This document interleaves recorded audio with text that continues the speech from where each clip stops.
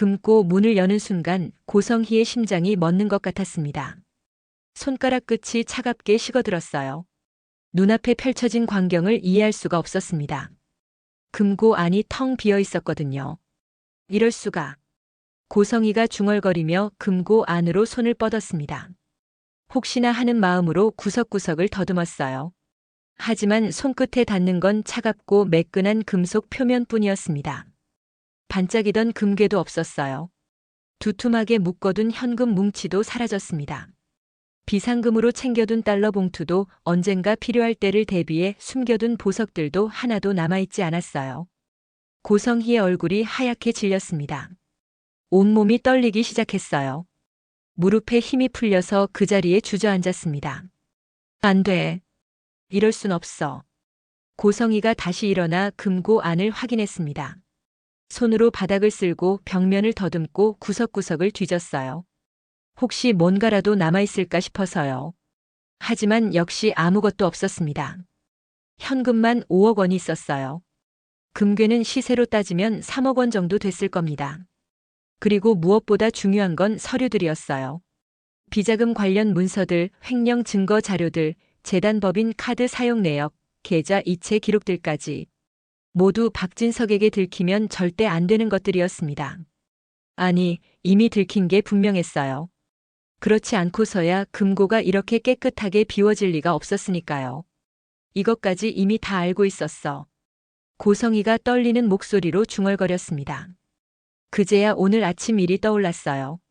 박진석이 출근할 때 큰 가방을 들고 나갔던 모습이었습니다. 평소에는 서류 가방 하나만 들고 다니는 사람이에요. 26년을 함께 살면서 여행 가방을 들고 출근하는 걸 본 적이 없었어요. 그런데 오늘 아침 박진석은 큰 여행 가방을 들고 나갔습니다. 그것도 꽤 무거워 보이는 걸 힘들게 끌고 나갔어요. 그 가방에 내 금고에 있던 게 다 들어 있었구나. 깨달은 순간 고성희의 입술이 파르르 떨렸습니다. 분노와 공포가 동시에 밀려왔어요. 손이 너무 떨려서 금고 문을 잡을 수조차 없었습니다. 이 집 안에서 자신만이 알고 있던 마지막 탈출구였어요. 박진석과의 관계가 파탄 나더라도 이혼을 하게 되더라도 최소한 이 금고 안의 것들만 있으면 당장 나가서 살 수 있다고 생각했었어요. 재기할 자금도 있고 만약을 위한 보험도 있고 혹시 박진석이 법적으로 문제를 삼으면 그때는 이 서류들로 협상할 수도 있었을 겁니다. 하지만 지금 그 모든 게 사라졌어요. 고성희가 비틀거리며 일어났습니다. 방 안을 천천히 둘러봤어요. 이 방, 이 집, 이 모든 게 박진석의 것이었습니다. 자신의 것은 하나도 없었어요. 아니, 정확히 말하면 있었어요. 금고 안에 있었던 것들이 바로 자신의 것이었죠. 그런데 그것마저 사라진 지금 자신에게 남은 건 아무것도 없었습니다. 이대로 나가면 정말 맨몸으로 나가는 거야. 고성희가 캐리어를 바라봤습니다. 어제부터 짐을 싸고 있었어요. 박진석이 나가라고 했으니까요. 하지만 금고를 확인하고 나니 이대로 나갈 수가 없었습니다. 고성희가 캐리어 뚜껑을 닫았어요. 짐 싸는 걸 멈췄습니다. 천천히 거실로 나갔어요. 거실에는 고급스러운 소파가 있었습니다. 이탈리아에서 직수입한 가죽 소파예요. 고성희가 직접 골라서 들여놓은 거였어요. 하지만 그것도 결국 박진석의 돈으로 산 거였죠. 고성희가 소파에 앉았습니다. 팔짱을 꼈어요. 현관문을 똑바로 노려봤습니다.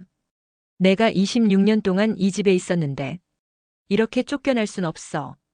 목소리에는 절박함이 묻어났습니다. 고성희는 결심했어요. 오늘 하루는 버티기로요. 박진석이 퇴근할 때까지 여기 앉아있기로 했습니다. 그리고 박진석이 돌아오면 얘기하는 거예요. 협상하는 겁니다. 금고 안의 것들만 돌려받으면 조용히 나가겠다고 말하는 거죠. 그래요. 그게 최선이었어요. 지금 맨몸으로 나가면 정말 아무것도 없이 거리로 내몰리는 겁니다. 하지만 금고 안의 것들만 있으면 최소한 당장 살아갈 방법은 있었어요. 고성희는 소파에 앉아 시간이 가기를 기다렸습니다. 시계를 보니 오전 11시였어요. 박진석은 보통 저녁 7시쯤 퇴근합니다. 아직 8시간이나 남았어요. 긴 시간이 될 거예요. 하지만 기다릴 수밖에 없었습니다. 이게 마지막 기회였으니까요. 고성희의 눈빛에는 결연함이 서려 있었습니다. 동시에 깊은 두려움도 함께 있었어요. 박진석이 금고를 비웠다는 건 이미 모든 걸 알고 있다는 뜻이었습니다. 26년 동안 숨겨왔던 비밀들을 모두 알고 있다는 거였어요. 그렇다면 박진석은 대체 어디까지 알고 있는 걸까요? 그리고 무엇을 준비하고 있는 걸까요? 고성희는 알 수 없었습니다. 다만 한 가지는 확실했어요. 박진석이 금고를 비운 건 우연이 아니라는 것. 철저하게 계획된 일이라는 것. 그 생각을 하니 등골이 서늘해졌습니다. 같은 시각 박진석은 회사 사무실에 있었습니다.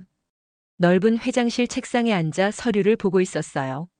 하지만 서류에 집중하고 있는 건 아니었습니다. 계속해서 옆에 놓인 큰 여행 가방을 보고 있었거든요. 가방은 소파 위에 놓여 있었어요.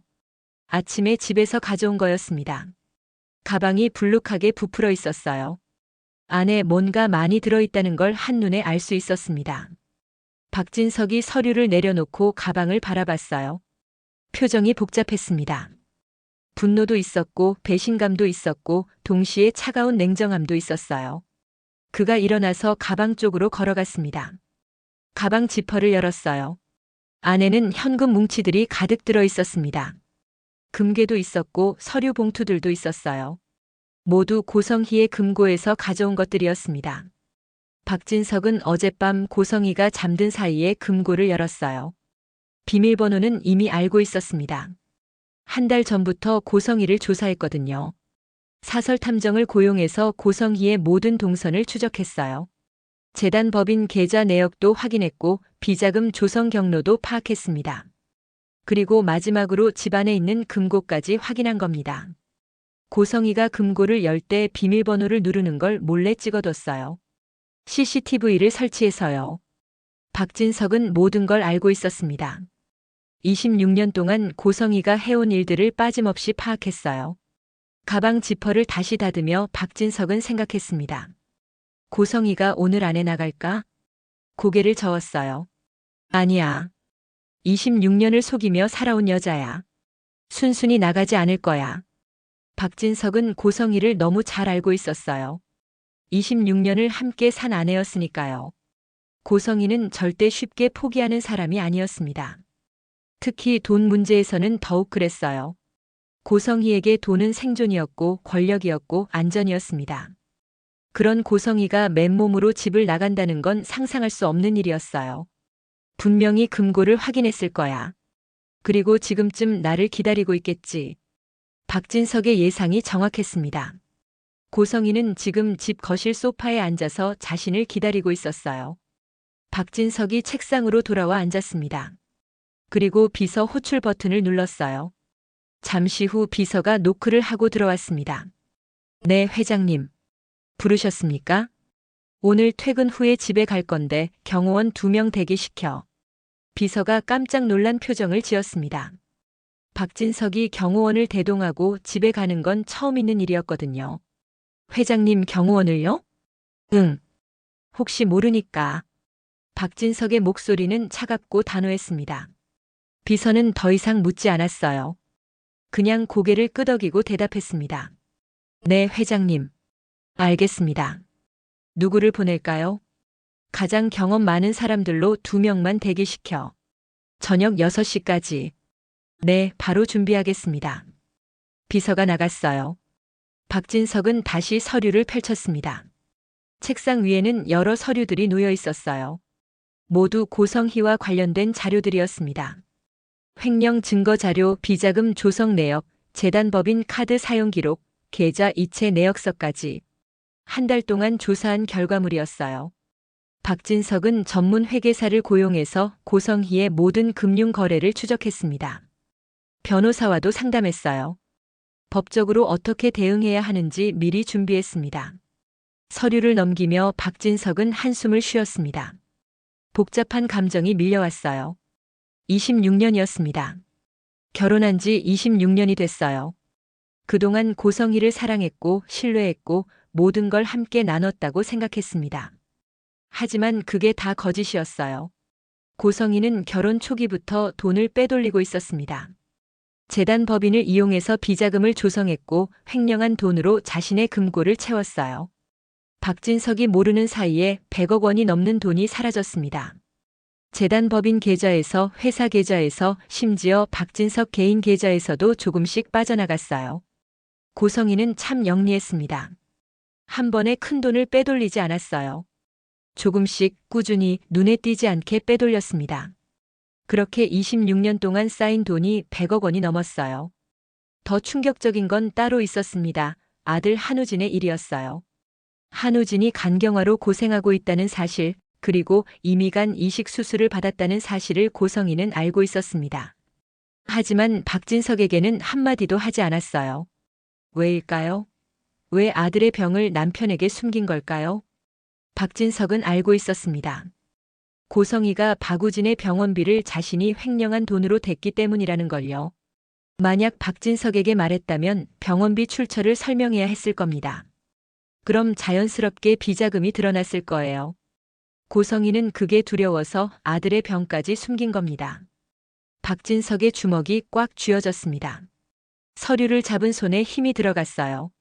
종이가 구겨졌습니다. 고성희, 당신은 대체... 중얼거리다가 말을 멈췄어요. 이제 와서 따져봤자 소용없었습니다. 이미 모든 게 끝났으니까요. 박진석은 마음을 가다듬었습니다. 감정에 휘둘리면 안 됐어요. 지금 필요한 건 냉정함이었습니다. 서류들을 정리해서 서랍에 넣었어요. 그리고 변호사에게 전화를 걸었습니다. 여보세요, 회장님. 이혼 소송 서류는 준비됐나? 네, 어제 접수했습니다. 오늘 중으로 고성애 씨에게 통지가 갈 겁니다. 좋아. 횡령건은 증거자료 검토 중입니다. 다음 주 월요일에 고소 진행하겠습니다. 그래, 잘 부탁해. 전화를 끊었어요. 박진석은 의자에 등을 기댔습니다. 창밖을 바라봤어요.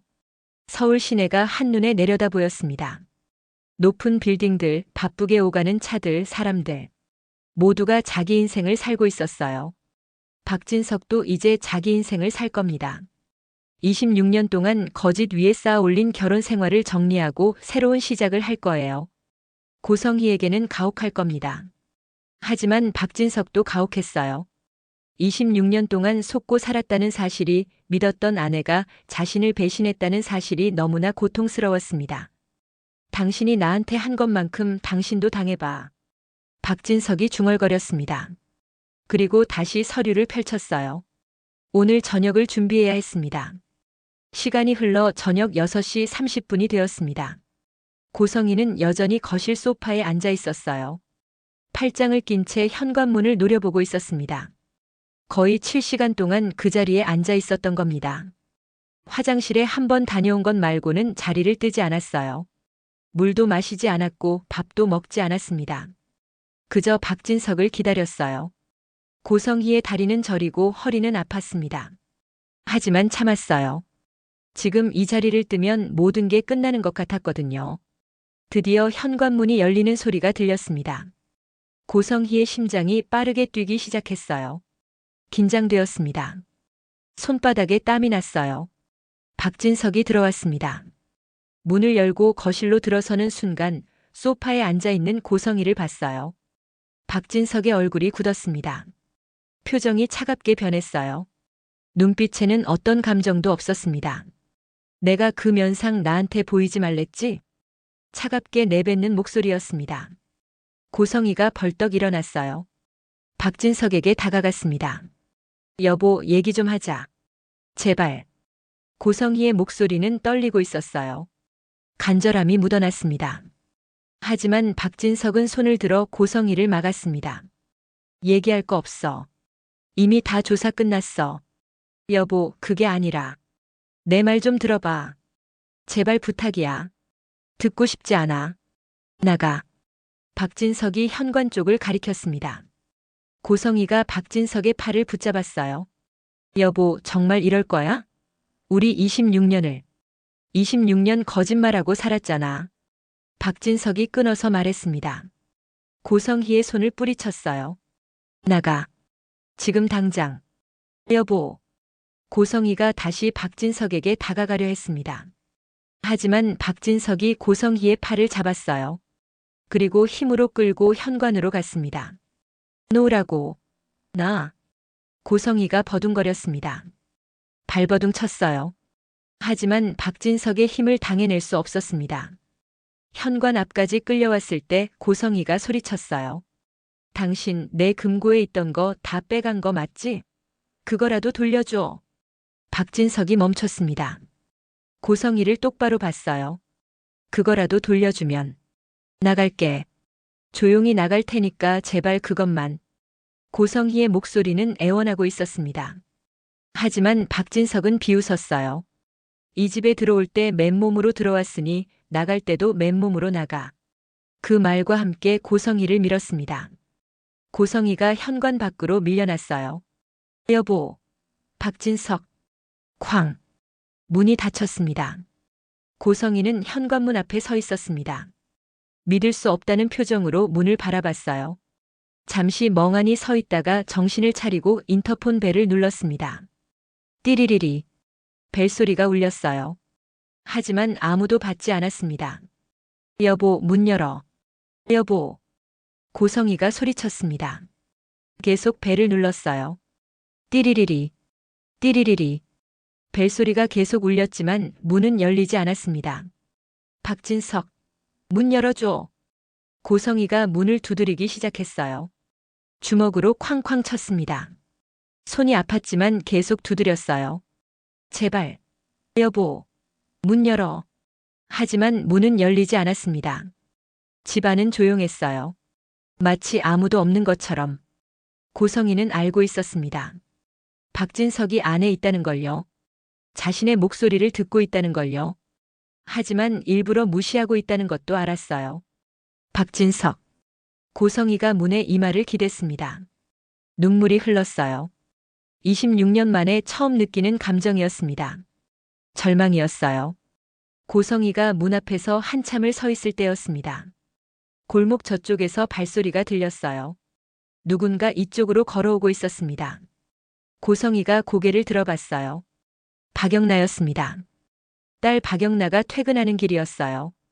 가방을 들고 천천히 걸어오다가 집 앞에서 멈춰 섰습니다. 현관문 앞에 서 있는 고성희를 본 거예요. 박영나의 표정이 굳었습니다. 어머니의 모습을 보는 순간 무슨 일이 일어났는지 바로 알아챘어요. 엄마. 박영나가 조심스럽게 불렀습니다.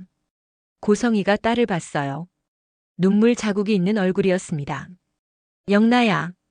고성희가 박영나에게 다가갔습니다. 손을 뻗어 딸의 팔을 잡았어요.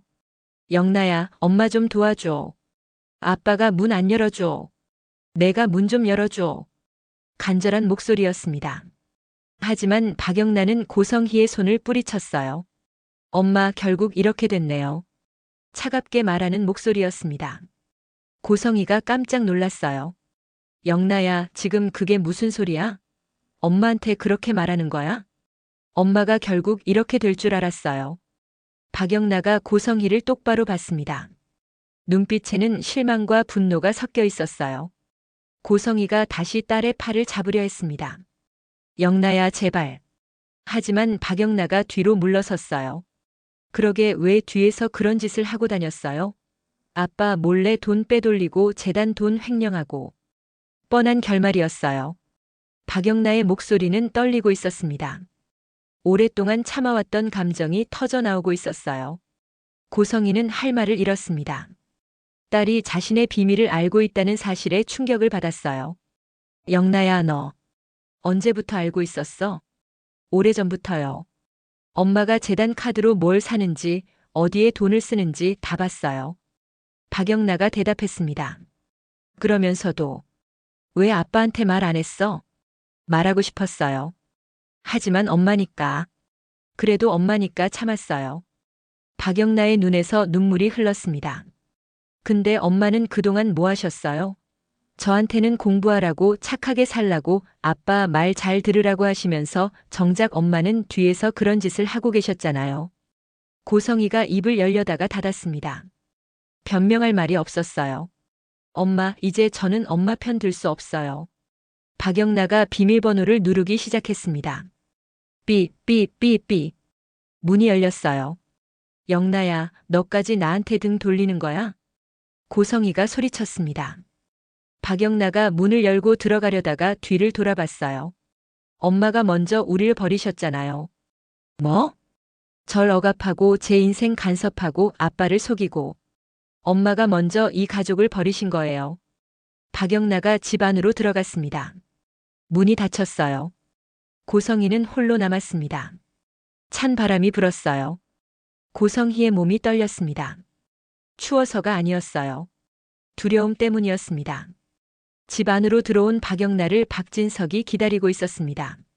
거실 소파에 앉아 있었어요. 영나야, 다녀왔니? 네, 아빠. 다녀왔습니다. 박영나가 인사했습니다. 목소리가 떨리고 있었어요. 박진석이 그걸 알아챘습니다. 앉아봐. 박진석이 소파를 가리켰어요. 박영나가 소파에 앉았습니다. 박진석도 옆에 앉았어요. 잠시 침묵이 흘렀습니다. 박영나는 손을 꼭 쥐고 있었어요. 박진석은 딸을 바라보고 있었습니다. 너희 엄마가 벌였던 일들, 너도 다 알고 있었어? 박진석이 조심스럽게 물었습니다. 박영나가 고개를 숙였어요.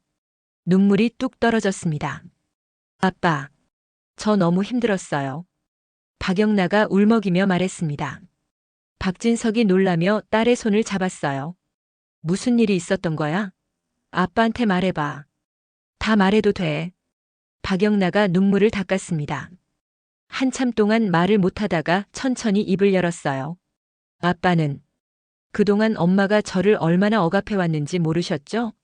뭐? 엄마는 항상 제가 하는 모든 걸 간섭하셨어요. 친구 사귀는 것도, 옷 입는 것도, 학교 다니는 것도, 회사 다니는 것도 모든 걸 엄마 마음대로 하려고 하셨어요. 박영나의 목소리가 떨렸습니다. 전 엄마가 무서웠어요. 엄마 말을 안 들으면 혼날까봐, 엄마가 화낼까봐. 그래서 항상 엄마 눈치를 봤어요. 박진석이 딸을 안았습니다. 영나야, 미안해. 아빠가 몰랐어. 내가 너희 엄마만 믿고 너한테 너무 소홀했어. 박영나가 아버지 품에서 울었습니다. 오랫동안 참았던 눈물이 터져 나왔어요. 한참 후 박영나가 울음을 그쳤습니다. 박진석이 딸을 놓아주고 물었어요. 우진이 일은 어떻게 알았어? 조심스러운 질문이었습니다.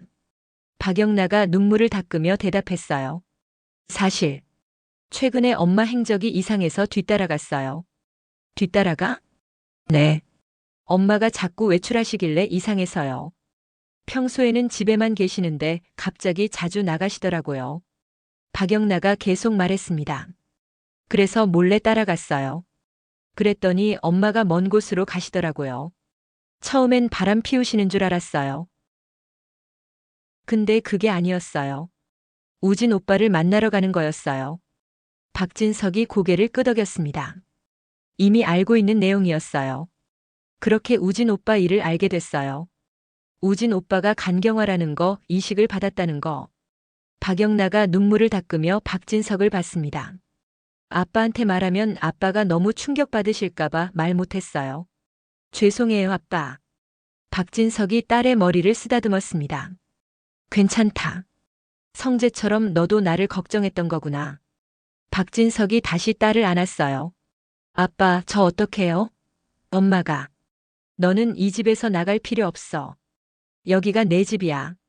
박진석이 단호하게 말했습니다. 영나야, 너는 내 딸이야. 엄마가 어떻게 되든 너는 여기서 살면 돼. 아빠가 지켜줄게. 박영나가 고개를 끄덕였습니다. 아버지 품에서 계속 울었어요. 그날 밤 고성희는 근처 모텔에서 잤습니다. 가방에 있던 지갑으로 겨우 하루치 숙박비를 냈어요. 지갑에 남은 돈은 10만 원 정도였습니다. 침대에 누워서 천장을 바라봤습니다. 눈물이 흘렀어요. 내가 26년 동안 뭘 한 거지? 결국 이렇게 되는 거였어? 고성희는 잠들 수 없었습니다. 밤새 뒤척이다가 새벽이 되어서야 잠들었어요. 다음 날 아침 7시 고성희가 눈을 떴습니다. 몸이 무거웠어요. 제대로 잔 것 같지 않았습니다. 거울을 봤어요. 얼굴이 부어 있었고 눈은 충혈되어 있었습니다. 세수를 하고 옷을 갈아입었습니다. 어제 입었던 옷 그대로였어요. 다른 옷이 없었거든요. 캐리어는 집 안에 두고 나왔으니까요. 고성희는 결심했습니다. 오늘 박진석이 출근하면 다시 집에 들어가기로요. 박진석이 없는 사이에 들어가서 필요한 것들을 챙겨야 했습니다. 모텔을 나와서 집 근처로 갔습니다. 근처 카페에 들어가 창가 자리에 앉았어요. 집이 보이는 자리였습니다. 커피를 주문하고 기다렸습니다. 8시 30분쯤 박진석이 집에서 나왔어요. 차를 타고 출근했습니다. 고성희가 카페를 나왔습니다. 집으로 다가갔어요. 다행히 비밀번호는 아직 바뀌지 않았습니다. 문을 열고 들어갔어요. 집안은 조용했습니다. 박영나도 이미 출근한 것 같았어요. 고성희가 안방으로 들어갔습니다. 서랍을 열기 시작했어요. 박진석이 숨겨둔 돈이 분명 있을 거야. 고성희는 확신하고 있었습니다. 박진석 같은 사람이라면 비상금을 숨겨뒀을 거라고 생각했어요.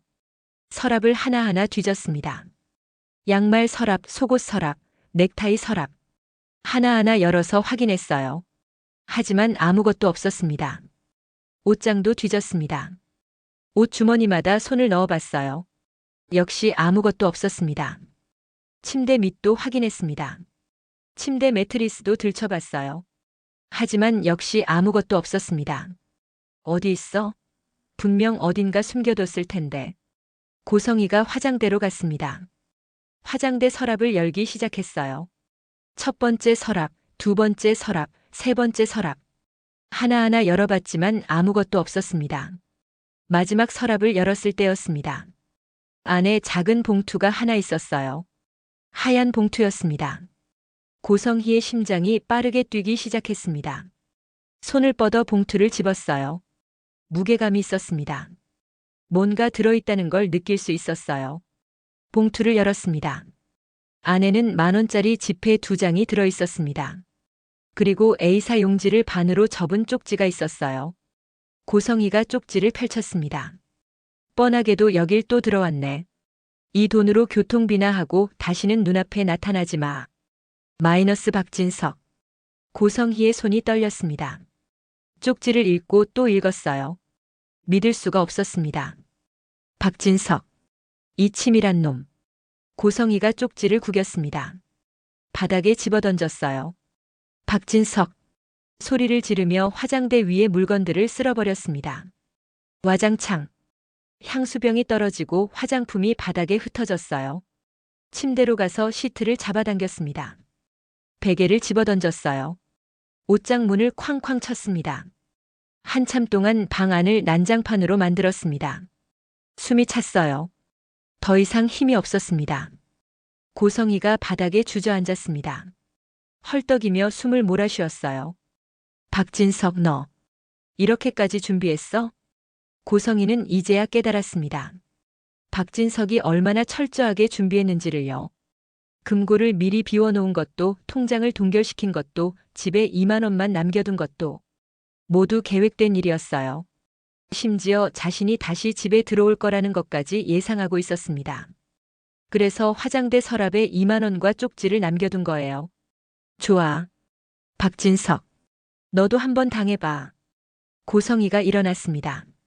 눈빛이 날카로워졌어요. 분노가 결심으로 바뀌었습니다. 방을 나와 현관으로 갔습니다. 집을 나서며 중얼거렸어요. 내가 가만 안 있을 거야. 고성희가 향한 곳은 재단 건물이었습니다. 자신이 이사장으로 있는 박진석 재단이었어요. 재단에 가면 뭔가 방법이 있을 거라고 생각했습니다. 재단 법인 카드라도 있으면 당장 쓸 수 있었으니까요. 택시를 타고 재단으로 갔습니다. 지갑에 남은 돈으로 택시비를 냈어요. 이제 지갑에 남은 돈은 5만 원 정도였습니다. 재단 건물 앞에 도착했습니다. 익숙한 건물이었어요. 26년 동안 드나들던 곳이었습니다. 고성희가 건물 입구로 다가갔습니다. 그런데 경비가 고성희를 막았어요. 비켜요. 내가 여기 재단 이사장이에요. 고성희가 말했습니다. 하지만 경비는 고개를 저었어요. 이사장님, 들어가실 수 없습니다. 무슨 소리예요? 내가 이사장이라고요. 비켜요. 고성희가 화를 냈습니다. 경비를 밀치려 했어요. 하지만 경비가 막으며 말했습니다. 이사장님, 어제자로 사임 처리되셨습니다. 뭐라고요? 고성희가 믿을 수 없다는 표정을 지었습니다. 회장님께서 직접 지시하셨습니다. 어제 오후에 공문이 내려왔습니다. 이게 무슨 소리예요? 내가 언제 사임했어요? 저도 잘 모르겠습니다만 회장님께서 그렇게 지시하셨습니다. 경비가 공손하지만 단호하게 대답했습니다. 고성희가 소리를 질렀어요. 말도 안 돼. 내가 이사장인데 왜 내가 들어갈 수 없어요? 죄송합니다, 이사장님. 저도 지시를 따를 뿐입니다. 경비는 꿈쩍도 하지 않았습니다. 고성희가 몇 번 더 시도했지만 소용없었어요. 결국 고성희가 물러섰습니다. 경비를 노려보며 말했어요. 박진석한테 전해요. 내가 가만 안 있을 거라고. 고성희가 돌아섰습니다. 어디로 가야 할지 막막했어요. 재단도 안 되고 집도 안 되고 갈 곳이 없었습니다. 그때 한 사람이 떠올랐습니다. 박성재였어요. 아들 박성재에게 가면 뭔가 방법이 있을 거라고 생각했습니다. 박성재가 도와줄 거라고 아니면 최소한 얘기라도 들어줄 거라고 믿었어요. 고성희가 택시를 잡아타고 박성재의 회사로 갔습니다. 지갑에 남은 마지막 돈으로 택시비를 냈어요. 이제 지갑이 텅 비었습니다. 회사 건물에 도착했습니다. 로비를 지나 엘리베이터를 탔어요. 부사장실이 있는 층으로 올라갔습니다. 복도를 걸어 박성재 사무실 문 앞에 섰습니다. 노크도 하지 않고 문을 쾅 열었어요. 박성재가 책상에 앉아 서류를 보고 있었습니다. 문이 갑자기 열리는 소리에 깜짝 놀라서 고개를 들었어요. 고성희를 본 박성재의 얼굴이 굳었습니다. 당신이 여긴 어쩐 일이에요? 차갑게 묻는 목소리였습니다. 고성희가 박성재에게 다가갔어요. 빠른 걸음으로 책상 앞까지 다가가서 손을 뻗었습니다. 박성재의 멱살을 잡았어요. 너 내가 다 말한 거지? 고성희가 소리쳤습니다. 박성재가 고성희의 손을 뿌리쳤어요. 갑자기 찾아와서 무슨 말씀이십니까? 박진석한테 다 고자질한 거 아니야? 내가 한 일들 재단 돈 쓴 거, 비자금 만든 거 다 말한 거지. 고성희가 박성재를 밀쳤습니다. 박성재가 뒤로 물러났어요. 저는 말한 적 없습니다. 박성재가 차갑게 말했습니다. 고성희가 비웃었어요. 거짓말. 내가 아니면 박진석이 그걸 어떻게 알았겠어? 제가 뭐라고 했습니까? 박성재의 목소리가 높아졌습니다. 아버지한테 들키지 않게 잘 숨기라고 하지 않았습니까? 제가 그렇게 말씀드렸죠? 그런데도 들킨 건 당신이 실수한 거예요. 제 탓하지 마세요. 박성재가 비아냥거렸습니다. 고성희가 화가 나서 손을 들었어요. 박성재를 때리려고 했습니다. 하지만 박성재가 고성희의 손목을 잡았습니다. 이제 당신 내 어머니 아닙니다. 차갑게 말하며 고성희를 밀쳤어요. 고성희가 비틀거렸습니다. 박성재가 책상 위에 내선 전화를 들었습니다. 경호실, 부사장실로 와주세요. 너 뭐 하는 거야? 고성희가 놀라서 물었습니다. 박성재가 전화를 끊고 고성희를 봤어요. 여기는 회사입니다. 업무 방해하시면 안 됩니다. 박성재 너. 문이 열렸습니다. 경호원 2명이 들어왔어요. 부사장님 부르셨습니까? 이분 경찰서로 모셔드려요. 박성재가 고성희를 가리켰습니다. 고성희가 믿을 수 없다는 표정을 지었어요. 뭐? 경찰서? 너 정신 나갔어? 업무 방해죄로 고소하겠습니다. 박성재가 단호하게 말했습니다. 경호원들이 고성희에게 다가왔어요. 나라고. 고성희가 버둥거렸습니다. 하지만 경호원들이 양쪽 팔을 잡고 끌고 나갔어요. 박성재, 너 이 자식, 나한테 이럴 거야? 고성희가 소리쳤습니다. 복도로 끌려나갔어요. 박성재가 문을 닫았습니다. 책상에 앉아서 심호흡을 했어요. 손이 떨렸습니다. 미안합니다. 하지만 더 이상 당신 편을 들 수 없습니다. 박성재는 속으로 중얼거렸습니다. 경찰서였습니다. 경호원들이 고성희를 데리고 들어왔어요. 경찰이 상황을 물었습니다. 무슨 일이십니까? 이분이 저희 회사에서 업무 방해를 하셔서 모시고 왔습니다. 경호원이 설명했습니다. 경찰이 고성희를 봤어요. 신분증 주세요. 고성희가 가방에서 신분증을 꺼냈습니다. 손이 떨렸어요. 경찰에게 신분증을 건넸습니다. 나 풀어줘요. 내가 박성재 엄마예요. 아들이 그냥 흥분해서 그런 거예요. 오해예요. 고성희가 애원하듯 말했습니다. 하지만 경찰은 신분증을 받아서 컴퓨터에 입력했어요. 잠시 후 경찰이 화면을 보다가 고성희를 봤습니다. 고성희 씨, 이혼 소송이 접수되어 있네요. 뭐라고요? 고성희가 충격을 받았습니다. 다리에 힘이 풀렸어요. 박진석 씨가 고성희 씨를 상대로 이혼 소송을 제기하셨습니다. 어제 접수되었네요. 경찰이 화면을 보며 말했습니다. 이혼 소송. 언제요? 어제요. 2024년 11월 14일자로 접수되었습니다. 고성희가 의자에 주저앉았습니다. 믿을 수 없었어요. 박진석, 너 정말. 중얼거렸습니다. 경찰이 물었어요. 신원 보증해 주실 분 연락하세요. 고성희가 핸드폰을 꺼냈습니다. 박영나에게 전화를 걸었어요. 신호만 가고 받지 않았습니다. 박성재에게도 전화했습니다.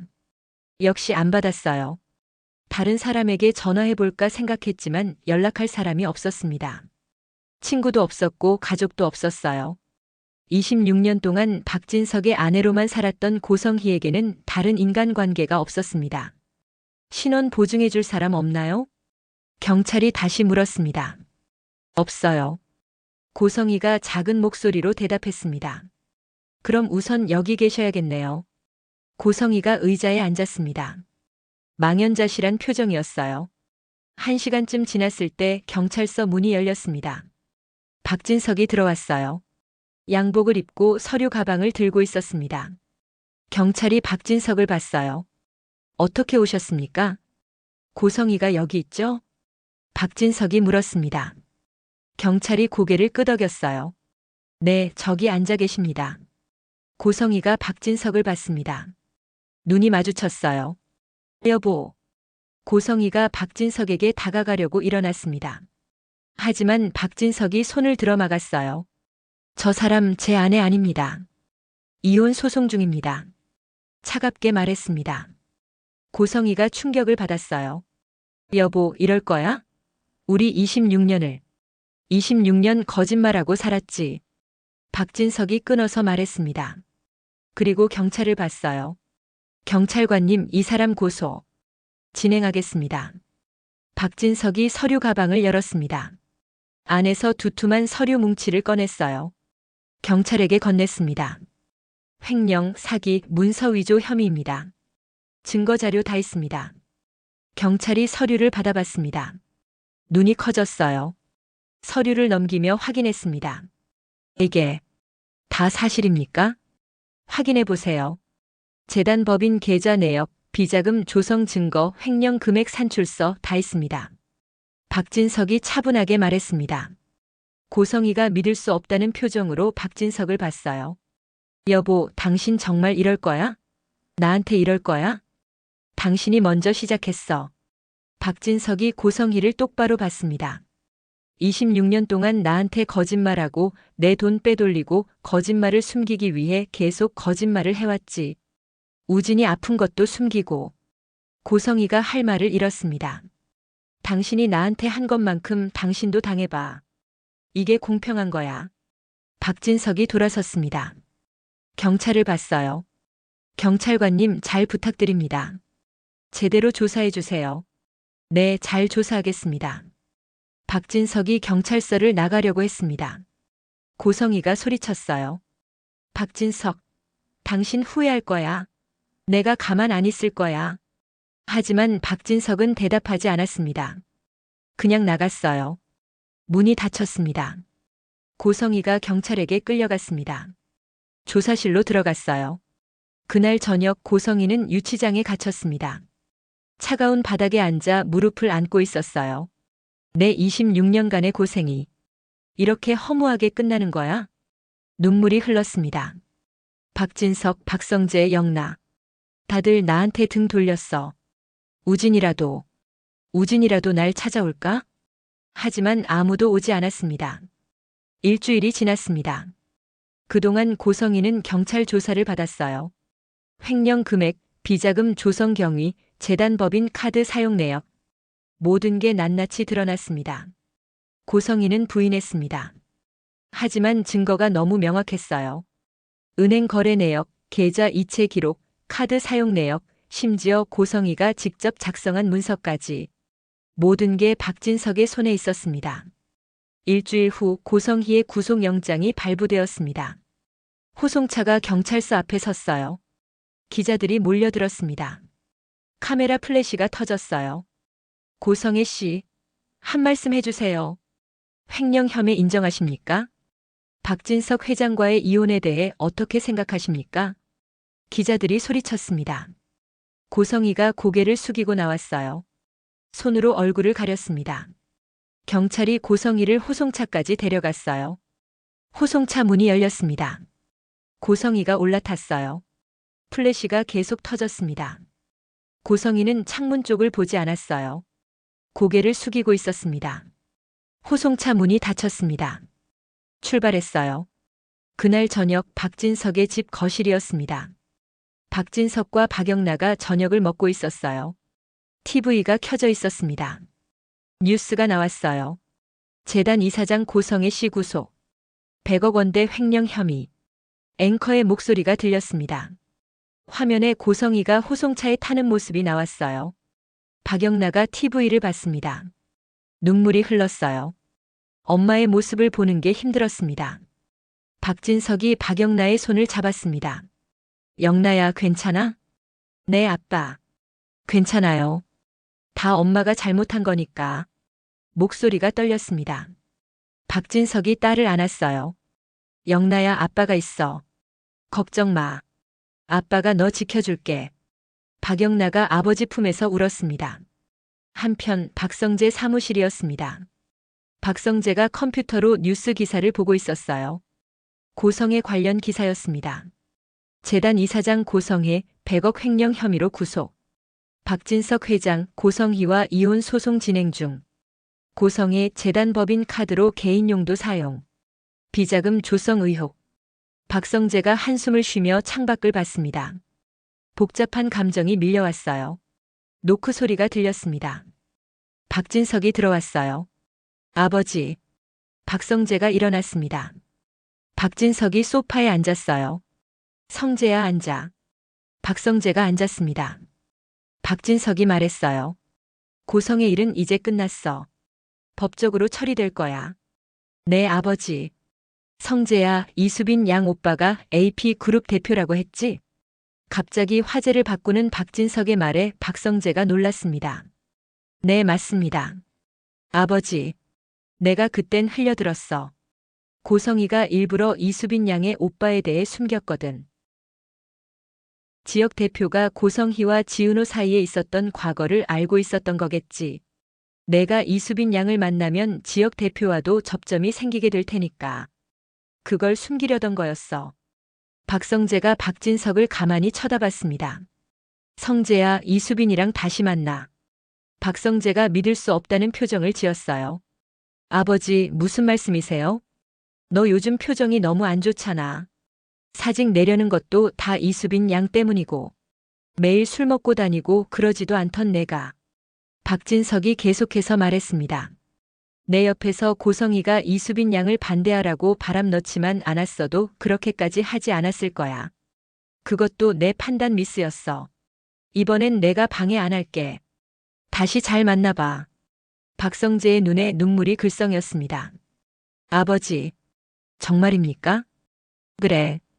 내가 행복해야 아빠도 행복해. 너 행복한 모습 보고 싶어. 박진석이 박성재의 어깨를 두드렸습니다. 아버지, 감사합니다. 박성재가 고개를 숙였습니다. 그날 밤 교도소 독방이었습니다.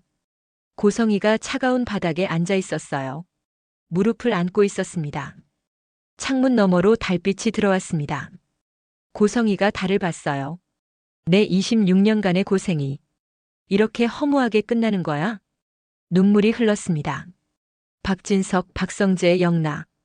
다들 나한테 등 돌렸어. 우진이도 날 찾아오지 않아. 고성이는 혼자였습니다. 완전히 혼자였어요. 26년 동안 쌓아 올린 모든 것이 무너졌습니다. 돈도 권력도 가족도 모든 게 사라졌어요. 금고 문을 열었을 때 고성이는 그 안에서 돈보다 먼저 자신의 끝을 본 겁니다. 텅 빈 금고는 텅 빈 미래였어요. 박진석이 준비한 건 단순한 이혼이 아니었습니다. 완벽한 복수였죠. 고성이가 26년 동안 박진석에게 한 것을 그대로 되돌려준 겁니다. 사랑과 신뢰를 26년 동안 거짓말로 쌓아 올린 대가는 이토록 잔인했습니다.